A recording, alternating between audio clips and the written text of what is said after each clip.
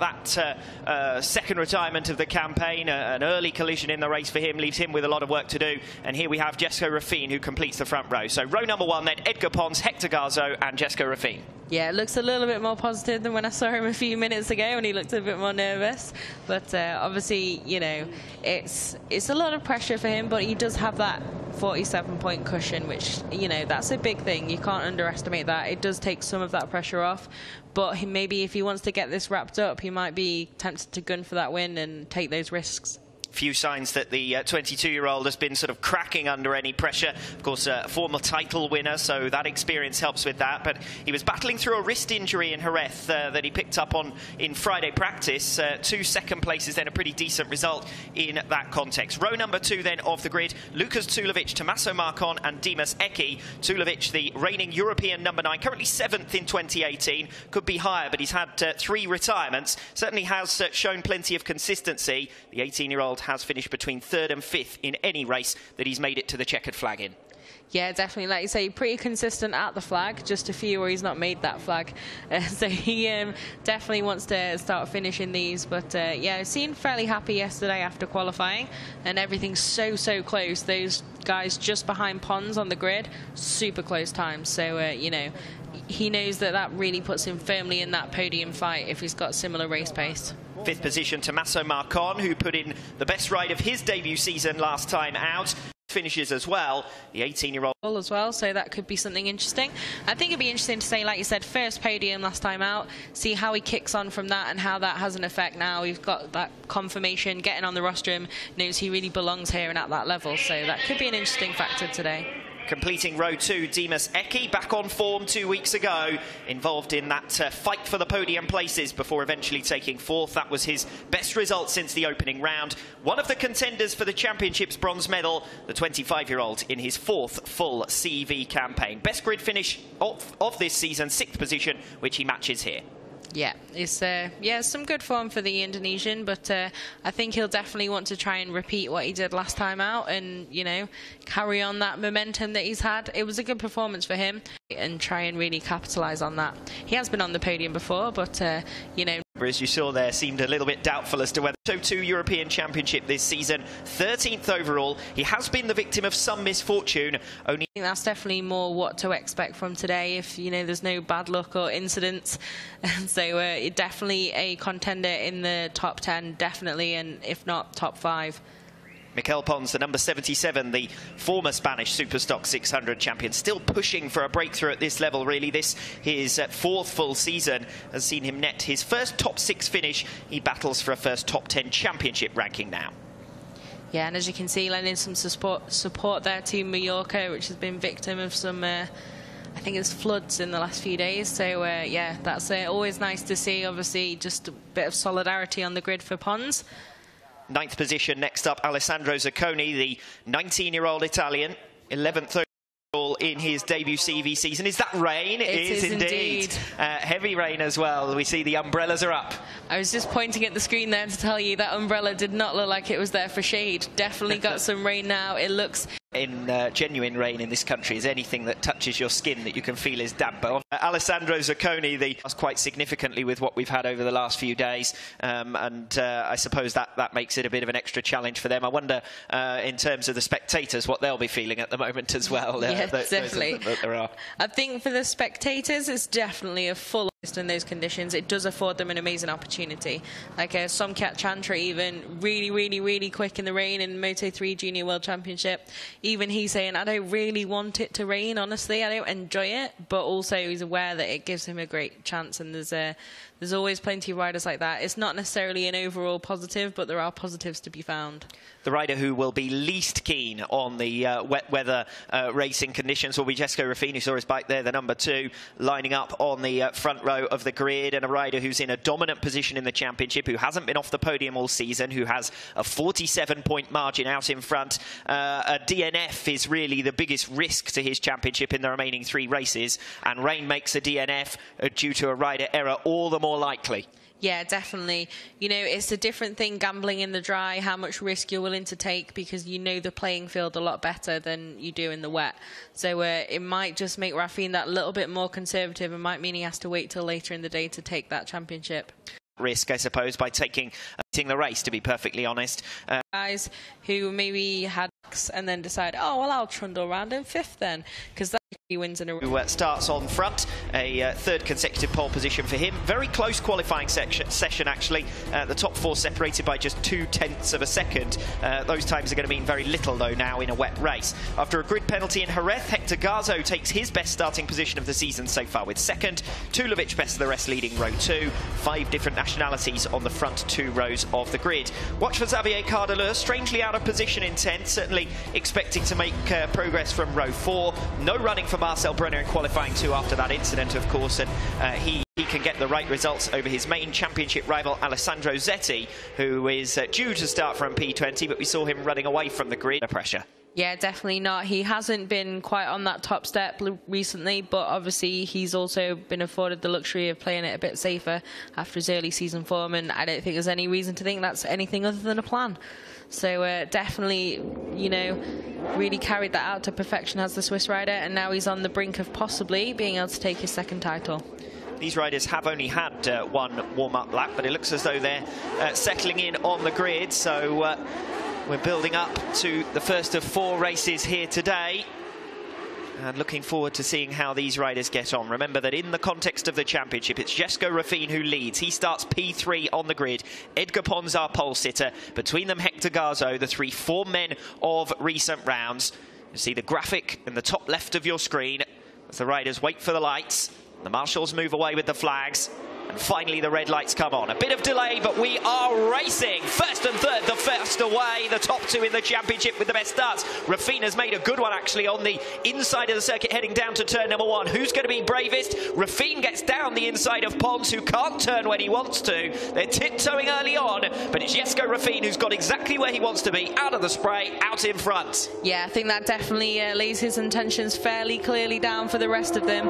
Absolutely brilliant start for those 2 guys. It was Garzo that lost out off the line there quite significantly, but he does seem to have gathered it up a bit through turn 1 and then now just settled in behind Pons. But Raffin, definitely intentions very clear here. I'm at the front now and I'm going to just do my rhythm, stay nice and under control hopefully, and just make sure I win this title regardless of the rain. Definitely no holds barred. Top 5 or 6 starting to break away ever so slightly from the rest of the train as Lukas Tulovic tries to recover down the inside of Dimas. Good start from Eki from 6th through the field as we see an overtaking manoeuvre down the inside. Hector Garzo on Jesko Raffin. Where on earth did he get that from? Apparently he had an incredible few corners, because absolutely he was just behind Pons and then obviously cleared Pons and then straight past the Swiss rider in the lead, and already quite a bit of daylight there. So this could be interesting. This is exactly what I meant before when we're on the grid. Maybe, you know, he'll want to just take that risk.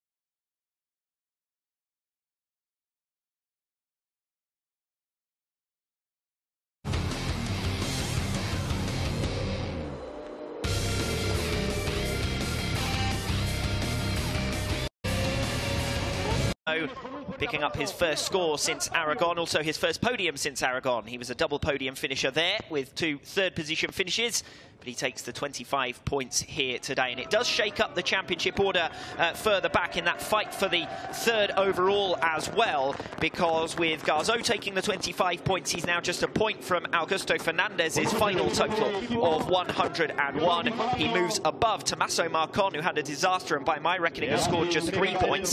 So we'll move on to 80 and be 20 points back now from Garzo, so his main rival for the 3rd position overall. Dimas, who takes 3rd position, picks up 16 points, so he also moves above Marcon. And Lucas Tulovic, with a solid effort in the end, picks up 13, so that'll move him on to 80 and alongside Marcon as well. So the upshot for the rivals of Tommaso Marcon is that he had a tough race in the wet, as we're about to hear the national anthem for our race winner Hector Garzo, and Garzo now is within striking distance of that 3rd position overall. But no doubt about it, Jessico Raffin is within striking distance of this title. He'll need just 3 points, so not very much at all. Just 13th position in the 2nd race here this afternoon to claim the Moto2 European Championship.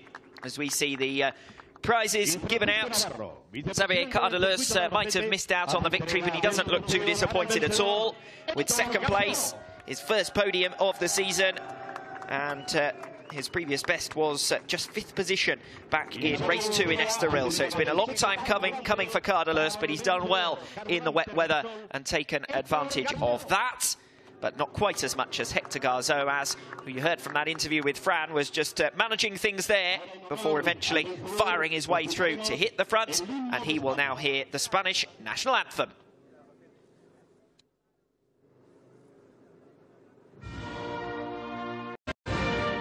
Garzo then, who came into that race on 75 points, picks up 25 to hit the century mark, and now can continue his fight for 3rd position overall. He is adrift of the battle overall for the series victory. Raffin versus Pons could well be settled in race 2 here this afternoon. But a really entertaining start to the action, a real symbol of how possible it is to have a really good race in the wet as well. Yeah, definitely. That was a really good race, that. Obviously, quite a lot of change. Survive what could have been a potential risk for his series standing, and actually extends his lead by a point. So 48 is now the gap. Augusto Fernandez